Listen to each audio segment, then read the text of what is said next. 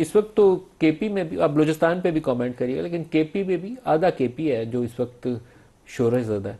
तो कहीं बहुत बड़ा एक फ्लॉ है हमारी अप्रोच के अंदर, जो जिसकी वजह से हमें ये दिन देखना पड़ रहा है। अपने बेटों की शहादत और अपने बेटों के जनाजे उठाना कोई आसान काम नहीं होता, हम उठा रहे हैं रोज़ाना। सबसे पहले नदीम साहब आपका शुक्रिया। देखिए, जहाँ तक बलूचिस्तान और खैबर पख्तूनख्वा के अमन व अमान की सूरत हाल है, तो दोनों चीज़ों को ये समझना होगा कि दोनों सूबों की डायनामिक्स बिल्कुल मुख्तलिफ है। खैर, जो जो बलूचिस्तान में हो रहा है, और आज जो DGISPR की प्रेस कॉन्फ्रेंस है जिसमें 42 लोगों की शहादत की वो बात कर रहे हैं, अफसोसनाक है। ये हमारे शहदा हैं, और जिस तरीके से शहादतें हो रही हैं, अल्लाह इनकी दर्जात बुलंद करे, ये बहुत अफसोसनाक है। देखिए, बलूचिस्तान के लिए अब आपको देखिए, खैबर पख्तूनख्वा के मुतल्लिक तो इनका एक बयानिया है कि खैबर पख्तूनख्वा की जो हुकूमत है वो जो है, इस जो दहशतगर्दी की जो जंग है और वो जो पॉलिसी है उसमें पूरा साथ फेडरल हुकूमत का नहीं देती, ये इनका एक इल्ज़ाम है। अब बलूचिस्तान में तो गवर्नमेंट भी इनकी है, ये तमाम लोग एक पेज पे भी है। फिर बलूचिस्तान में दहशतगर्दी क्यों ख़त्म नहीं हो रही, दहशतगर्द क्यों बढ़ रहे हैं, वहाँ पे ये वाक़यात कैसे हो रहे हैं, ये बहुत बड़ा सवालिया निशान है। खैबर पख्तूनख्वा के मुतल्लिक जब भी ये बात करते हैं तो ये कोई ना कोई उसमें एक्सक्यूज़ करते हैं, या तो कहते हैं कि प्रोविजनल गवर्नमेंट सेम पेज पे नहीं है। अब बलूचिस्तान में तो ये दोनों एक पेज पे है। अब ये किसकी नाअहली है, ये बहुत बड़ा सवालिया निशान है। बलूचिस्तान को इस वक्त ऑपरेशन क्लीन अप की ज़रूरत है। देखिए, बलूचिस्तान की खुशहाली और अमन जो है वो दुश्मन को जो है वो नहीं पसंद आ रही, क्योंकि बलूचिस्तान में अमन होगा, तरक्की होगी, तो बहुत सारी चीज़ें उसके साथ जुड़ी हुई हैं। बलूचिस्तान में आपने देखा कि 42 लोगों का तो DGISPR कह रहे हैं। 80% बलूचिस्तान में नो गो एरिया बन चुका है, जहां पे आप आज़ादाना तौर पे नकलो हरकत नहीं कर सकते। तो ये मौजूदा जो हुकूमत है, जो केपी बलूचिस्तान का की कितना हुकूमत है, फीसद जो नो गो फेडरल एरिया है हुकूमत इस है, वक्त सर? ये आप पिशावर के अगर देखिए, पूरा बाहर नहीं निकलते तो बलूचिस्तान शाम से के वक्त नो गो एरिया नहीं शुरू हो नहीं जाता है। नहीं, ऐसी कोई बात नहीं है नदीम साहब। खैबर पख्तूनख्वा में ऐसा कोई नो गो एरिया नहीं है। हमारे जो फाटा के जो इंजमाम के अजला हैं, जो मर्ज डिस्ट्रिक्ट्स हैं, वहां पे अमन अमान की सूरत हाल बेहतर नहीं है, लेकिन ऐसी कोई जगह नहीं है जहां पे आप नो गो एरिया उसको कह सके। मैं खुद सदरन बेल्ट से ताल्लुक आप रखता अली हूं, मीन कोहाट से गंडापुर ताल्लुक से रखता या हूं। सुहेल अफरीदी सदर के इलाकों के अंदर शाम के बाद जा सकते हैं? जी बिल्कुल जा सकते हैं। मैं तो खैबर में रात भर पता नहीं जब कैसे एक जा सकते हैं। ऑपरेशन हो रहा था, जब फेडरल हुकूमत ने, अब सुन लें नदीम साहब, जब फेडरल हुकूमत ने हमारी ऊपर यहाँ पे खैबर में ऑपरेशन जो इम्पोज किया, तो रात को 12:30 बजे हम खुद खड़े होकर लोगों को हमने खुद निकाला है। अभी भी वहां पे नकलो हरकत होती है, इस तरह नहीं है जिस तरह सर दिखाया जाता शाम है। के बिल्कुल बाद नो गो एरिया कोई ना भी नहीं। DI खान में आप जा सकते हैं, ना लकी मरवत में जा सकते हैं, ना बन्नू में जा सकते हैं, ना बेशतर और इजला में जा सकते हैं। ये बात दुरुस्त नहीं होगी कि अगर कहा जाए कि वहाँ सब अच्छा है। बेशतर आपके इजला नहीं, की ये अब सूरत इस है, तरह बेशतर मेजोरिटी एरिया। नहीं, बलोचिस्तान, अब सुन लेना नदीम साहब, बलोचिस्तान से बहुत बेहतर हालात हैं खैबर पख्तूनख्वा के। देखिए, खैबर पख्तूनख्वा के साथ तो जो हो रहा है वो आपके सामने है। पॉलिसी की बात करें, फंड्स की बात करें, सियासी एक पोलराइजेशन की बात करें, एक वफाक के साथ भी हमारा एक अपना इशू चल रहा है, लेकिन बलोचिस्तान में तो ये सारे एक पेज पे है। अब बलोचिस्तान की नाकामी किसके खाते में डालें? अब ये हमें बताया जाए कि फेडरल हुकूमत उसकी जिम्मेदार है, सूबाई हुकूमत उसकी नाकामी तो जिम्मेदार कलेक्टिव है, है सर, या लॉ सारों को मानना इन्फोर्समेंट चाहिए। शफी एजेंसीज जान साहब, बैरिस्टर वकील साहब, ये या हमें लॉ जिम्मेदारी इन्फोर्समेंट अपनी सारों एजेंसीज को का माननी की चाहिए कि नाकामी मेरी का भी जिम्मेदारी है, नाकामी आपकी है भी ये। है, जॉर्ज साहब की है। कलेक्टिवली माने तो फिर इसका हल नहीं, बिल्कुल ढूंढें। हमारी अगर जिम्मेदारी नहीं उंगलियां नहीं नहीं उठाते रहेंगे नहीं फिर नहीं कोई नहीं, हल नदीम नहीं। साहब, नहीं आप बिल्कुल दुरुस्त नहीं कह रहे नदीम साहब, हैं। जिसकी बैरिस्टर वकील हुकूमत साहब, है उस जिसकी हुकूमत है, नहीं अब मुझे बात करने देना। अब जिसकी हुकूमत है जी उसको जी, ये जिम्मेदारी लेनी पड़ेगी।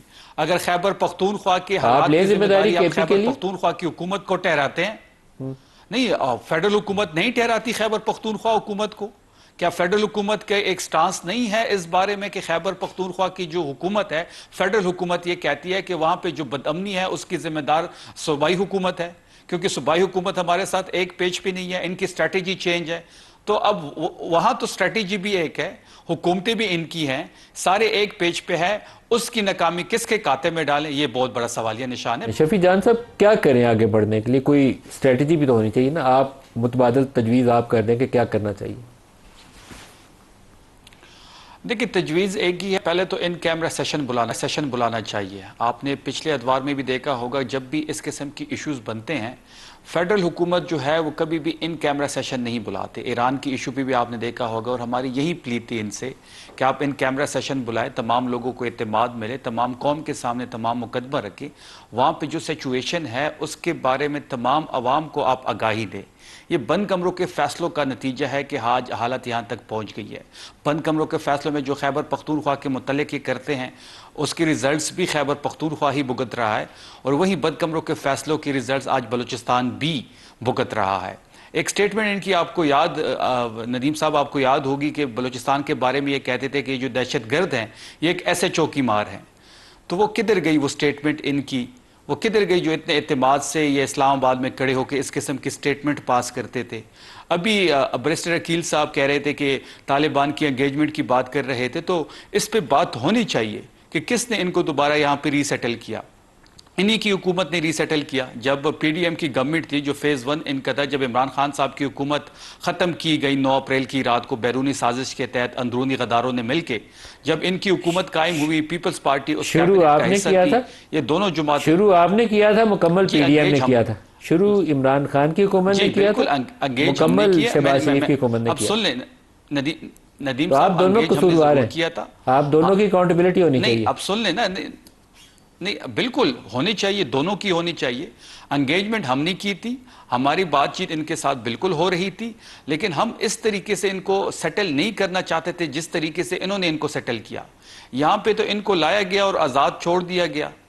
हमारी जो इनसे बात हो रही थी, रीसेटलमेंट की जो बात हमारी हो रही थी, वो कुछ टर्म्स एंड कंडीशंस पे हो रही थी। इसमें कुछ लोगों के साथ हमने बातचीत का जो हमने आगाज़ किया था, तो वो जब अगर हमारी हुकूमत रहती, अगर हम इनको रीसेटल भी करते, तो हमारी स्ट्रैटेजी इनसे बिल्कुल चेंज होती। इन्होंने तो यहाँ प्रेसिडेंशियल पार्डन किसने दी थी सर? बिल्कुल शफी जान साहब, प्रेसिडेंशियल पार्डन किसने दी थी? प्रेसिडेंशियल पार्डन किसने दी? उससे तो हम इनकारी नहीं है नदीम साहब। तीन को मसला ये है आप इनकारी नहीं है तो फिर नाम लेके बताए ना। जड़ी आप ही की हुकूमत के प्रेसिडेंट ने उन लोगों को पार्डन किया था जो मोस्ट वांटेड थे, जो लिस्ट के ऊपर थे, प्रोहिबिटेड लिस्ट के ऊपर थे, उनको प्रेसिडेंशियल पार्डन दे के बाहर निकाला नदीम गया। साहब, जी आप दे लें, दीजिए अपना जवाब दीजिए शफी साहब।